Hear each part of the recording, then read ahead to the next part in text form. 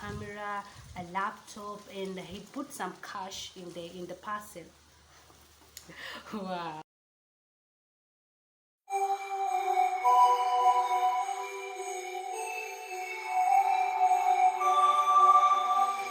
What's up guys, Mambo VP, and welcome back to my YouTube channel. It's your girl Chimams and I am back with another video. If you're new here, kindly subscribe and hit that bell button so as to get notified whenever I post a new video. So today it's a sit-in video, and you know when we're doing sit-ins it's story time. So guys, I'm bringing to you a cool story time, and no cap, you guys don't have to judge me because back then I was young, I was dumb and stupid. So without further rambling, let's get right into it. You know how we do it. So back then, when Facebook was the real deal, when Facebook was that banger, if you didn't have Facebook at that time, then you were clearly missing out. I was also on Facebook. I mean, I didn't want to miss out, so I was just chilling. I was posting, I was doing everything that people do on Facebook. You know what people do on Facebook. So a DM pops up, and you know, first things first, we have to stalk your profile. We have to know what you do, we have to know you, we have to know your looks and all of that. So I scroll by the guy's profile, and he's white. The guy was white. Yeah, you know, when dealing with a profile, you have to check different locations. You have to check if this person is real. You have to check the dates, date of birth, everything. So I scroll and scroll and scroll up, and I'm like, this guy is authentic, this guy is real. So I reply to the DM. Yes, I reply, hi, how are you, whoa, blah blah blah. So fast forward, he's asking to know me better. He's asking to know what I do. At that time I was in campus against first year, so I tell him I'm a media practitioner. I'm a humanitarian. I do charity stuff. I clearly describe myself, and he's like, oh, you're a humanitarian, that's good, blah blah blah. I want to know to get you better. And I'm like, sure, no problem. I also got to know him. I don't remember what he does because he clearly pissed me off. So fast forward, we get into WhatsApp, and I'm like, maybe this is going where I want it to go. So we head over to WhatsApp. We talk and talk and talk, and you know, at that time it didn't seem suspicious that this guy was onto something. So, and one thing about me, Emma, trust you so easily. Emma be like, yo, this is it. So we talk, and he's like, since you're a humanitarian, you do a good work, because I'm an open book. If you know me, you know I'm an open book. I will talk and talk and talk till you get tired. So he said, if you're a humanitarian, then I want to bring you stuff that you will give to the orphans. You are a journalist, so I'll bring you cameras, I'll bring you a good phone, I'll bring you all that. What the fuck?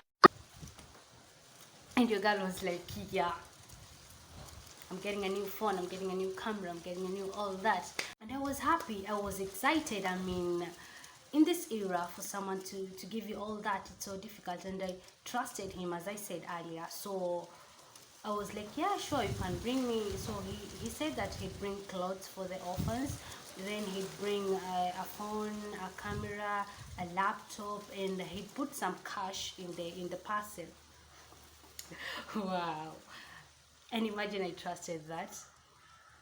I was like, okay, fine. So we kept on talking, and he said that he'll send me the receipt of all that, rather an invoice rather. So yeah, I waited for the receipt, and the next day or 2 days later, he sent me the invoice, which had a clear description of everything that he said he'd bring to Kenya. So one thing most of you will be asking is, why did you not video call him? Why? I hate calls. I literally hate calls. I get anxious when I receive a call. Like, yeah, that's me. Don't judge or anything. So I didn't bother to video call him because first I hate video calls, then I hate calls, voice calls or whatever. So I was like, no, I'm not doing all that.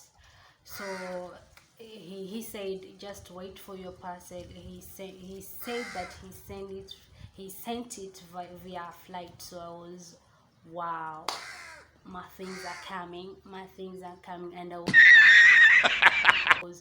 I literally didn't want to jinx it, so I kept quiet about it. After a while, I get a message on normal SMS that your parcel has arrived, blah blah blah, all that. Then he also texts me and tells me that my parcel has arrived and I should go get it. So I tell him, okay, fine, when should I go get it? Then he said, wait till tomorrow so that you can go get it. Then the next day I get a call.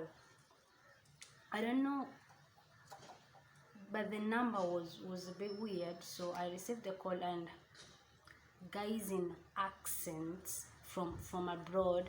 I don't know which accent was that. So he calls and talks all that. He talks like a clear professional, and I'm like, oh my god, this is it. This is it. Your girl's got her assets. Like, I mean, I was so happy. Like, these guys seemed authentic. I was literally on top of the moon. So we talked to the guys.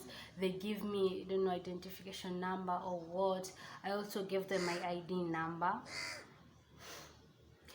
I was so stupid. So yeah, and they told me you can come for your goods tomorrow. And I was like, okay, is there a fee or something? So they said, if you want, and this is where it hits me. It didn't hit me. I was still in some sort of, like I still trusted the guy. So he told me, if you want some goods, you'll have to pay 6,000. They said $60 so as to get your goods. I was like, okay, let me ask the person who sent the goods, because he said that he'll pay for everything, for the extra charges and all that. And I was like, they were like, okay, fine, then you'll just give us a call. Then I texted the guy, and I asked him about the extra charges that I'm told to pay. Then he said, but I put some cash in there, so you have to pay the 6,000 only. So you have to pay the 6,000 so that you can get your goods. And I'm like, okay, then let me talk to my dad. If he'll lend me the 6,000, since there's cash in the parcel, I'll just give it back to him. So I sit down with my dad and my mom, and I tell them everything, and they go like, are you sure that is authentic? And I'm like, yeah, here's the invoice, here's the receipt. And so my dad has a friend, I don't know, KPA, I don't know where even the parcel was. I think a certain airport, because at first I googled the name of the place where I was to go get the parcel, and I didn't find it on Google. And I was like, some places are not even on Google. So I told my dad, and he just called his friend, and he asked about it, and the friend was like, no, there's nothing like that. And I'm there like, no, it's not a lie, this thing is real. I need to get my stuff. I need to get my your girl has to get that phone. Your girl has to get her stuff, you know. And I'm there insisting, and I'm like, my dad doesn't want me to get it, so I'll just look for anyone to give me that money, then I'll give the money back to them. And my dad goes like, no, this thing is not real, this thing is fake. Because I've even called my friend, and he's told me there's no name, like, I don't know, something airport. And I'm there like, what? Let me talk to that guy. Then I text that guy, I'm like, don't tell me all this time you are lying to me. Like, is this even real? Like, I literally, I was so angry. Like, it hadn't hit me yet, but I just wanted a confirmation from this nigga. Yo, guess what? Guess this dude blocked me there and then.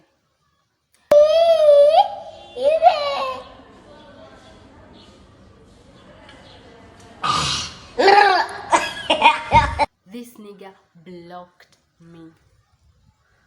I was hurt. I was like really, I mean, I never thought that white people do that stuff. I don't know why.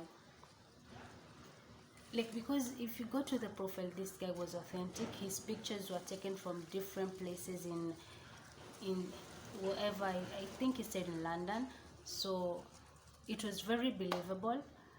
Then the guy who called me had an accent, so I was like, yeah, that's the real deal. Only to tell me this guy is a con. And even his number was a number from abroad. So trust me when I tell you, I was lied. And thank God to my dad that it did not go through. Like, I did not get money and pay, because 6,000 is no small money. 6,000 is you can do something with 6,000. So you guys, they got me. They clearly got me. And it acted as a lesson not to trust people. It acted as a lesson that you need to think first before you get, like, you need to think before you act. And nothing comes easy. Nothing comes easy. There's no easy money. You cannot get something like just like that. You have to work hard for it, and you have to learn to appreciate that whatever small you have, that should be enough. You should appreciate it. You should appreciate the little things in life. You don't have to get everything at once. No, you have to trust the process, and you just have to be contented with what you have. So guys, that was it for this video. If you like this video, please like, subscribe, share, and do everything that people do on YouTube. Till next time, bye guys. And if you have any recommendations of the videos that I should do, comment down below. I will appreciate it. So see you guys in the next video. Bye.